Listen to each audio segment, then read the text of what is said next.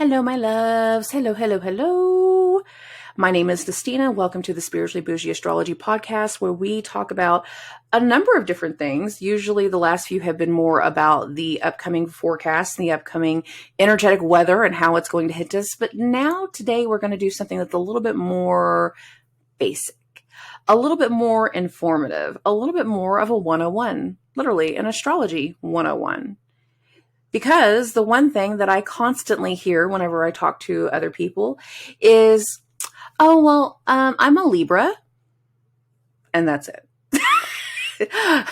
I'm a Capricorn, and I don't believe in astrology. You don't believe in astrology because Capricorn placements like to see things in a more tangible aspect. But if I can prove something to you tangibly, you are more likely to believe me. We are more than just our sun signs. We have entire natal charts. How many times have you had people joke around and you've heard them say things like, there's not really like a handbook. Baby, there's a handbook. You have an entire natal chart.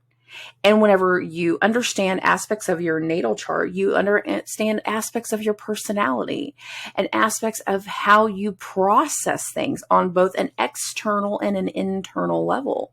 We are more than just our sun signs. Now, in astrology, we have what is known as our big three. That, of course, would be our sun sign, the one that we're talking about right now, our moon sign, and our rising sign, also known as the ascendant. And all of these have different indicators and talk about different things in regards to parts of our personality and parts of our motivation and who we are as individuals. Now, the sun is the easiest, the sun sign. It is literally the sign the sun was in the day, just the day you were born. And that's why most of us know our sun signs. But thousands of years ago, whenever it came to the Greco-Roman period, more often people introduced themselves by their rising sign. That's because the rising sign or the ascendant gave more indication as to how that energy that we project when we talk to people, how it's perceived. Two people that have similar sun signs will go through different things energetically at different times of their life, and they don't always necessarily know why.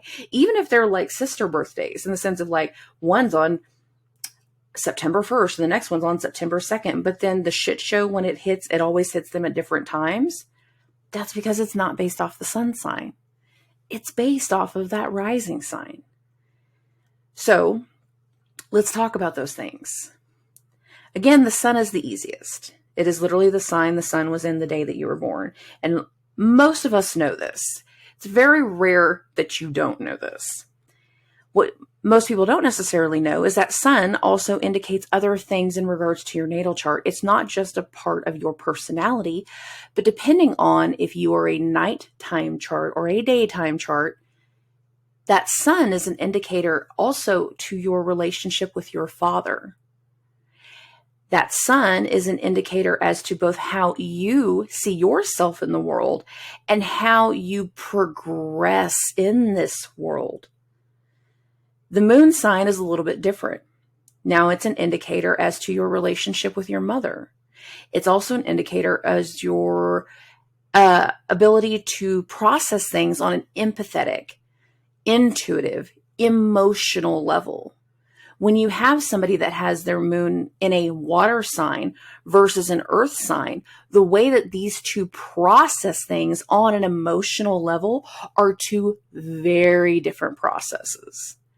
Having a fire moon versus an air moon, again, two very, very different processes.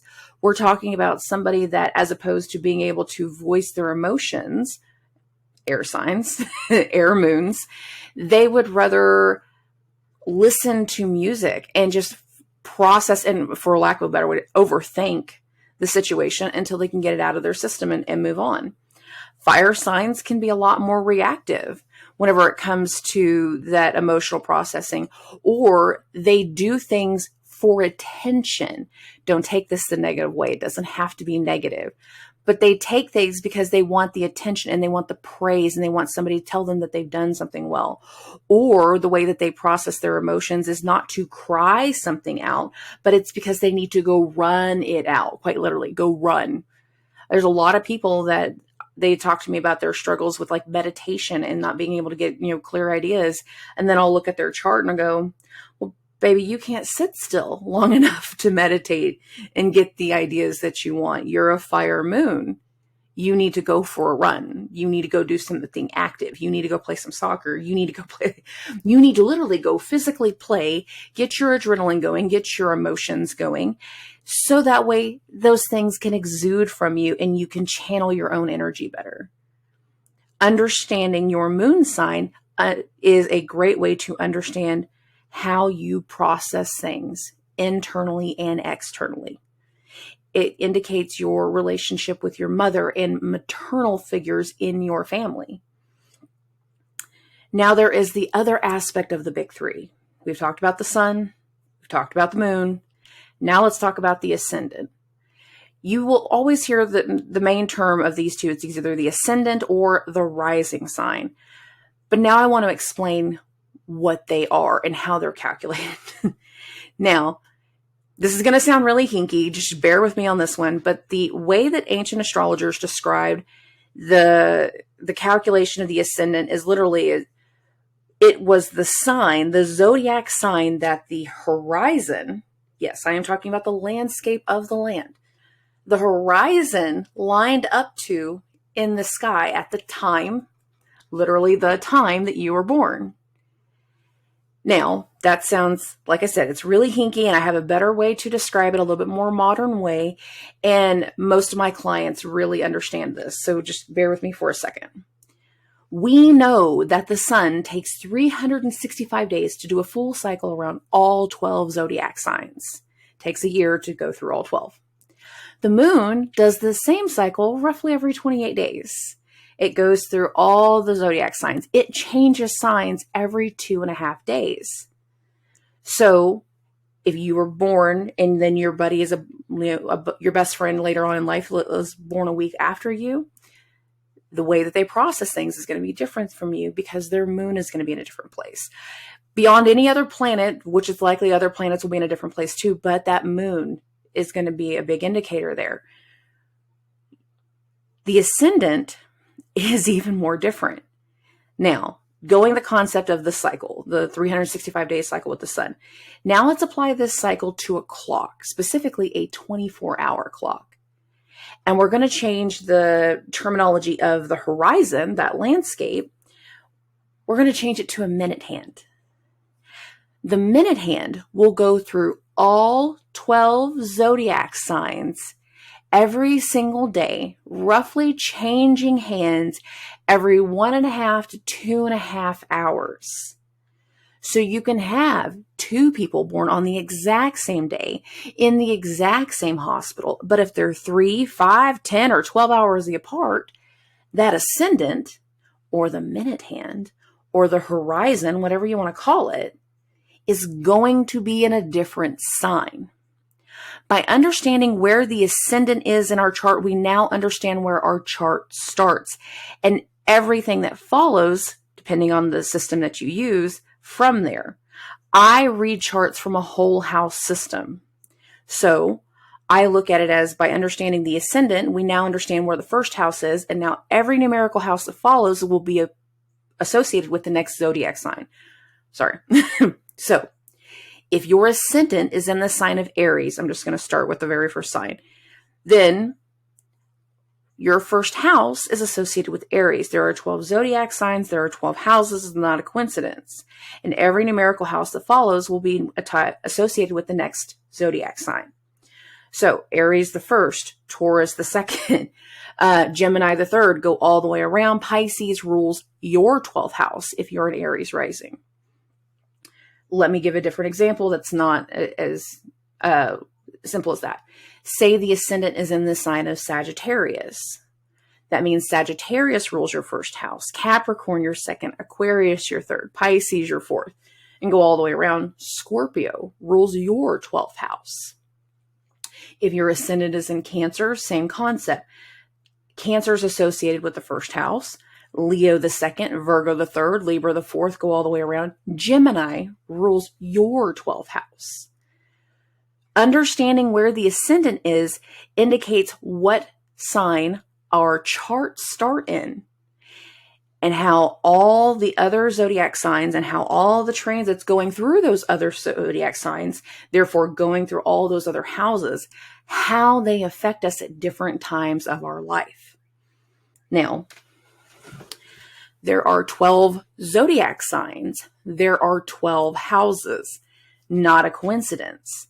It doesn't matter if you look at your natal chart and all of your planets are located in one sign, or a handful of 3 or 4, or if the entirety of your chart has got placements in it, because everything's all spread out. It's not necessarily about that. It's more of an indicator of how to understand where your chart starts and where everything goes from there. You can have empty houses, empty zodiac signs, and that does not mean you don't have something associated there. That is still a house. That is still going to be a zodiac sign. It's still going to have those transits. You will still be affected by them. It's just a matter of if it's a angular house or a succeeding house, which that's a whole different level of terminology that I'll get into later on. But the more focus I want to put into is that we all have 12 houses. And if you look at your birth chart and you see that you have empty houses, don't freak out about that. That's normal. There's no wrong chart. There's no right chart. There can be charts that are more difficult than others. There are some placements that can be more difficult than others. But then it's a matter of your own knowledge about yourself and your own knowledge of how you can work through things and overcome them in your lifetime. So that way you can handle certain aspects of your karma that you're building for the next lifetime. Okay. For every year that we live through one of our houses. Some big air quotations here. In your first year of life, from 0 to 1, because we did a lot of approaching at this time. From 0 to 1, the way that you approached the world was through your first house. In your second year of life, so from the age of 1 to 2, the way that you approached the world was through your second house. Same again, 2 to 3, go through it all over again. You go all the way through. At age 11, we go through what is known as a 12th house perfection year. And at age 12, we reset at our first house. Even if you don't know your birth time, even if you don't necessarily know exactly where your ascendant is, or you've got questions in regards to that, the perfection year is always going to be that way. Your first year of life is always going to be a first house perfection year. It doesn't matter if your ascendant is in Scorpio, it's in Sagittarius, it's in Taurus, that part doesn't matter. That age has a specific theme to it, regardless of any other placement. At age 12, we reset at our first house, and we do that whole sign thing all over again. Go through all the houses. What did we all universally go through between the age of 11, so to speak, and 14? Most of us at 12, though. Puberty. That's a part of our cycle, and that's a part of that change. And we all tend to go through secular parts of our life. Depending on other placements, it might prolong something or keep it from happening too soon. But we all go through very similar things based off your age. At age 12, you reset at your first house. You'll do the cycle all over again. At age 24, you reset at your first house. You do it all over again. 36, 48, you can see where I'm going with that. So even if you don't know your birth time and you don't know exactly where your ascendant is, you can always understand the theme of that solar year from you. And a solar year is birthday to birthday. That is a solar year. Okay. By understanding where our ascendant is, and I'm going back to that now, we also understand who our chart ruler is. So if you have your ascendant in the sign of Taurus, then your ruling planet is Venus. If you have your ascendant in the sign of Sagittarius, then your ruling planet is Jupiter. By knowing who your chart ruler is, you know that planet and every transit that it goes through is going to affect you. One way, shape, or form. Every time that planet is going through something, it's going to affect you. Now, every luminary and every sign is going to have a luminary or planet, so to speak, that is in charge of that one. So Aries is ruled by Mars. Taurus is ruled by Venus. Gemini is ruled by Mercury. Cancer is ruled by the moon. Leo is ruled by the sun. Virgo is ruled by Mercury. Libra is ruled by Venus. But now I'm going to throw some curveballs at you. Scorpio has 2 rulers. The traditional ruler of thousands of years has been Mars. However, in the last few hundred years, as outer planets have been discovered and researched, we've been able to associate certain outer planets with the astrology. And Scorpio's outer planet rulership, so a modern rulership, is associated with Pluto. There are 2 rulers for Scorpio. Sagittarius still only has the one. That is ruled by Jupiter. Capricorn only has the one, ruled by Saturn. Aquarius, traditional ruler, Saturn. Modern ruler, Uranus. And honeys, it is Uranus, not Uranus. My inner child cannot say Uranus 500 times a day. I can't even say it now without laughing. It is Uranus, and that's how you will hear me refer to it. A lot of other astrologers will call it Uranus, but it's Uranus. It is not Uranus. We're not doing that. We're really not. And then the next sign, the next zodiac sign, and the final one is Pisces, which also has 2 rulers. The traditional ruler of Pisces is Jupiter. The modern ruler is Neptune. And based off of when those outer planets were discovered and what was going on in the timeline of those discoveries is how those planets were then later associated with certain signs. Uranus, whenever he was discovered, it was in the 17th century. And when that was going on, that's whenever we were going through a lot of revolutions. We were going through the French Revolution, the American Revolution, and that all corresponded with the discovery of Uranus. That revolutionary energy, that energy of wanting to gain a certain amount of independence and break away from norms, is why that energy is associated with Aquarius, because Aquarius is associated with people.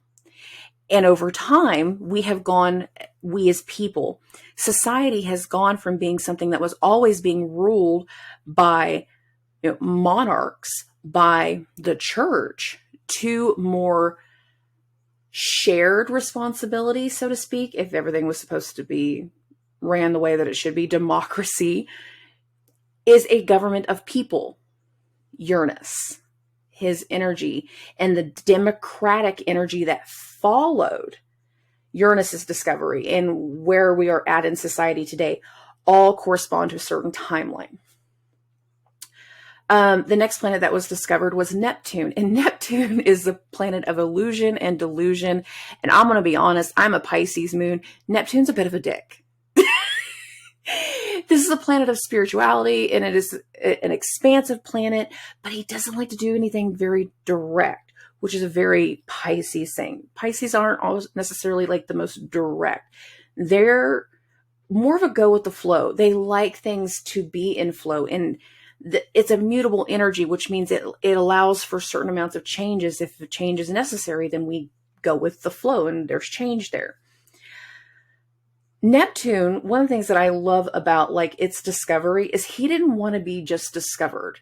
Mathematically, they could tell based off the science that there's an outer planet deep out there that wasn't showing up on any of the telescopes.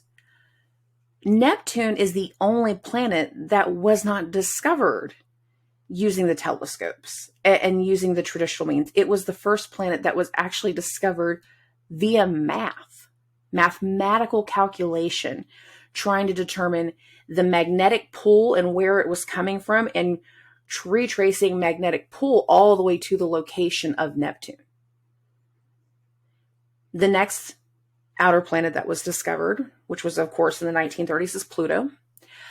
Two other things that was going on in that time frame. We had World War II. We had the discovery of the atomic bomb.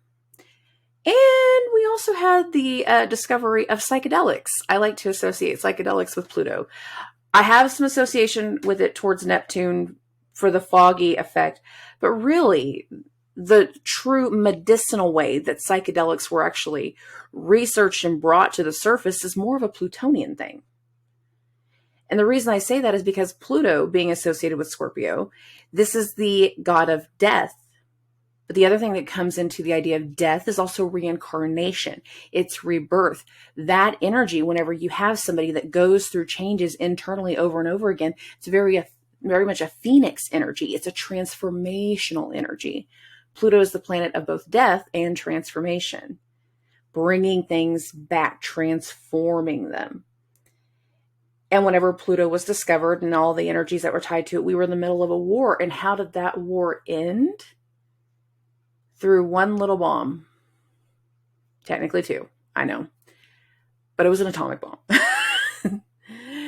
When that was discovered, there was no debate over Pluto and what it should be named. Like, it was very to the point. It was a dark, distant, dwarf planet, and it was named appropriately. There wasn't no back and forth. There wasn't no up and down on the astronomy side. It was very like matter of fact whenever Pluto was discovered, and it was named without like any disputing in the scientific community.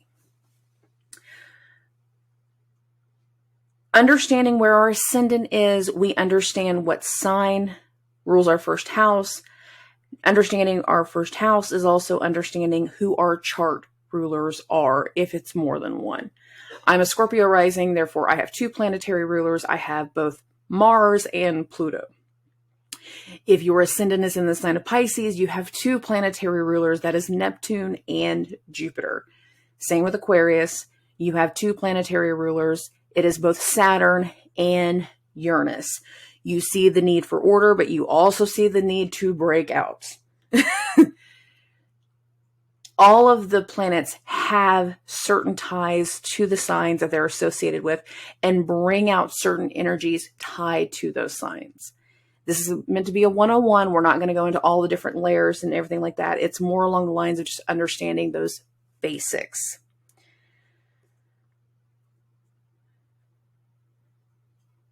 When you go through perfection years, I'm going to take one other piece of information that I've already talked about and bring it forward.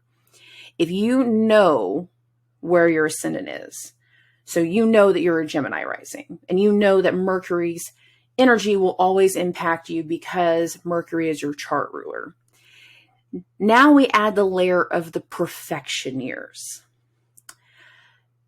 If you are a 25-year-old Gemini rising, you are going through a second house perfection year.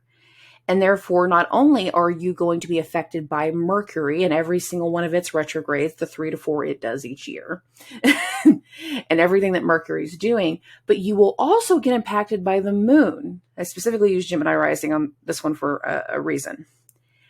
When you're going through perfection years related to the moon, not only are we watching the moon and the fact that the moon changes signs every 2.5 days, but then we also have to look at how much energy is going to occur in the eclipse season, in the eclipse axis. Now, there are two other aspects that are in charts that I haven't talked about yet, and that are the nodes. In astrology, there is a north node and a south node, and they are not tangible points. You cannot touch them. They're not the North Pole. You can't visit them. They are magnetic points. And they are the magnetic points that actually indicate what signs we have eclipses in. And depending on what sign that is, the nodes will be in one set of signs, because they're always polar opposite of one another. We are talking about the magnetic point aspect. If the north node, like currently the north node is in Taurus, the south node is in Scorpio. In July of 2023, the nodes are going to change signs. And the north node is going to move into the sign of Aries. The south node is going to move into the sign of Libra. And they will start a new 18-month cycle. Sometimes the cycle of the nodes is 18 months. Sometimes it's 20 months. It really just kind of depends on the sign. So right now, we are going through an 18-month cycle. We have another set of eclipses that are going to come in just over a month. They're going to come at the end of April and go through the first few weeks of May. And that'll be a part of that energy. So whenever you're going through perfection years tied to either the sun or the moon, I use the moon in this example, but I want to bring up both. Then we also have to pay attention to these planets during eclipse season. And even if that eclipse axis doesn't seem like it's going to be in a very important part of your chart, never discard it, because eclipses are there for a reason. And they're meant to send a certain amount of change and progression and move things forward and end things whenever they're coming to a close. And all, again, depends on the cycle and where we're at in regards to our perfection years and what's being activated in our natal charts. But we are always going to be going through certain things tied to the nodes. Now, in Vedic astrology, Vedic would be Indian dot, not feather. I'm Indian feather. But I still like to use certain elements tied to Vedic astrology whenever I bring it up. The North Node is also known as Rahu, R-A-H-U, Rahu. And he is believed to be the head of a dragon. And the North Node is an indicator of where we are driven to have the most gains, where we are hungriest at this moment. And whenever you look at Vedic astrology and the energy of Rahu, this is an energy of like where we want to devour things, where we're trying to bring them in, where we're trying to take them and have them and own them. The other half of the dragon had to be separated. This is a head only. The body is separated. The body is known as Ketu. K-E-T-U, Ketu, also known as the South Node. And the South Node is an indicator of release or loss, being at peace with something, outgrowing something. But we don't necessarily outgrow things and then, get upset. Well, if we're upset, it's usually like an emotional, like the nostalgia, I don't want to let go kind of thing. But we don't necessarily like devour these things after we've had them and after we've outgrown them. We tend to be more at peace with letting certain things go. Depending on where we are in the charts and where we are in our life cycle and where we are in the energy, sometimes whenever we have transits that are associated with that South Node, we are able to finally let things go and release them. Other times, they can be an indicator of sharp loss. I say sharp because there's no ego with the South Node. The head has been detached. The head is on the other side. If it's not meant for us, then the cutoff game is real. On the flip side, Rahu, again, devours. I desire. I hunger. I want. But the thing is like, these two always move. They're always going. When it comes to the North Node, he's always focused on gaining something, always focused on this energy, always focused on the next level of obtaining something, of gaining something, of devouring it, of making it its own. But because there's no body, we are never satiated whenever it comes to the North Node's energy. So we always are feeling some level of gain associated with transits tied to that North Node. Gains, I'm trying to get into the word, gains, additions, bringing something out, feeling like something is calling to us. That's a lot of times associated with the North Node. I really want this right now. And more people actually do go towards that north node. Now, in a birth chart, the north node is an indicator of karmic energy where we do have and desire the most gains in this lifetime. The south node is an indicator of things that we've brought in from the prior lifetime that we're meant to release in this lifetime. Depending on where those are in a chart, they can tell us very different things about where we're going in this life. And again, where it's leading us even into the next life. The north node will have indicators of things for that next life. The south node is an indicator that we did certain things in the last lifetime that we're supposed to do them differently in this one. And depending on the rest of your chart and the karmic energy involved, this can be very, very telling with certain people. If you have your natal north node in your seventh house of marriage, of partnership, then that energy can mean that you're always looking for the perfect partner. And once you have, you don't find peace there. You don't get settled there. This isn't for everybody, but that can be a big indicator here. If you have your natal north node in the ninth house, therefore your south node is in the third, then a lot of what you're meant to gain in this lifetime can be more tied to like education and knowledge. It could also be about religion and bringing certain things to the forefront in this area, again, and depending on other placements. But the north node and the south node are a big indicator as to where we are going in our lifetime, but also where we're going to see the most changes and emphasis in the current transits. I wanted that north node information and the south node information to be there because we're getting really close to eclipse season, and you're going to hear me talk more and more about those nodes and what they're representing and where we're going with the upcoming eclipse energy. So understanding your big three and understanding where we're going in the energy and understanding where, why we have eclipses and how they come through is going to be very, very helpful for a lot of you. Like I said, most people, they only know one thing about astrology. They know their sun sign. But as I said in the beginning, we are more than just our sun sign, and we have an entire natal chart. And those natal placements, they get activated and they tell different stories within our lifetime. They talk about the different chapters of our lifetime, and they get activated at different parts of our lifetime based off of the other transits that are going through and hitting different placements of our natal chart. Our natal chart is basically our personal activation points. Everybody has activation points. Businesses have activation points. If you know when a business was created, like what day it started, if you even go down to like the time that the LLC or whatever was signed or issued, if you can narrow down some of these things, you can even create natal charts for businesses. And you can look at things for individuals as well as their business.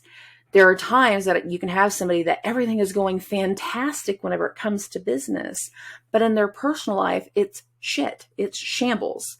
Vice versa. Everything's going great at home, but the business side is crazy and we don't know why. A lot of times it's either because of where the nodes are, where other planets are transiting in the charts, but also what is being touched in the activation area, whether it's our natal chart or our, casted, so to speak, business charts. There are layers to the astrology. And the more that we can understand the very beginnings, the more that we can understand parts of ourselves, the easier it's going to be to deal with those layering effects of the existing transits. So this was just kind of an astrology 101. I wanted to cover a couple things in regards to the big three, the zodiac signs, and the ruling planets associated with them. Later on, I'm going to do things that are going to be more based off of each individual sign and those individual planets with that sign. But this right now here was meant to be, again, just kind of a 101 and reminding everybody again, Babies, you are more than just your sun sign. You have an entire natal chart. Talk to you soon. Bye-bye.